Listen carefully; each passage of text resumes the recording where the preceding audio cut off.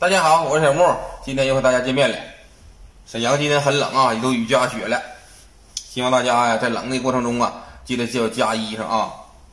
今天有个粉丝呢私信小木什么呢？就是说，为什么制动挡在停在陡坡的时候呢，启动车之后，从这个 P 档啊挂进前进档那个 D 档的时候，为什么说变速箱有巨大的抖动，还发出比较这个声音呢也比较大，吭吭的啊。小木呢为了说满足这位粉丝，就是说今天呢现借了一辆自动挡的，因为说没有自动挡的，这都是手动啊，现借了一辆。那么其实啊，就是说假如说从这个 P 档挂入 D 档，变速箱这有这个巨大的抖动的时候呢，其实就是说你停车的时候很关键。那么呢，小木今天为大家模仿一下这个停在陡坡的过程中怎么去挂这个档位。现在呢，小木为大家展示一下啊。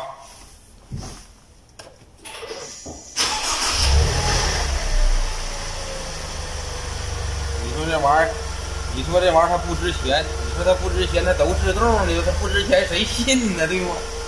好，那么呢，咱先挂入 D 档啊，模仿一下车正在行驶。现在呢，车正在行驶的过程中呢，咱们马上啊，现在已经停到了陡坡上了，停到陡坡上的时候呢，不要直接挂入 D 档，挂入 N 档，踩住脚刹啊，第一步踩住脚刹，然后把档位呢挂到 N 的位置啊，挂到 N 档上，挂在 N 档上呢，勒紧手刹车。这款手刹车呀，它是这个电动手刹车，还有一个呢是手动手刹车。但是说勒手刹手动手刹车的时候呢，必须要勒的要过紧啊，不能说勒一下啊完事儿了，但是其实后轮它没勒紧，必须要勒的要牢固啊。下面呢就是说勒紧手刹车了，松一下脚刹，为了啥呢？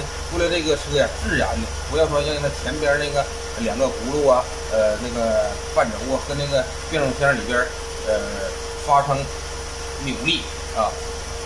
然后呢再踩一下，踩紧脚刹，完了挂入 P 档，挂入 P 档，再松开脚刹，车熄火，下车锁门走人子。再进来再启动的过程中，肯定不会有任何问题，不会发生这个变速箱有这个巨大的这个抖动啊，发出这个砰砰的异响声啊。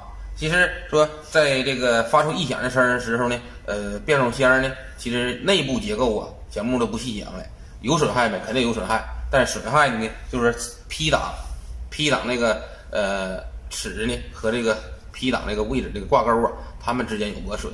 对于说里边别的结构呢也没有什么太大的伤害啊。好，今天呢小木就更新到这里，咱们明天再见。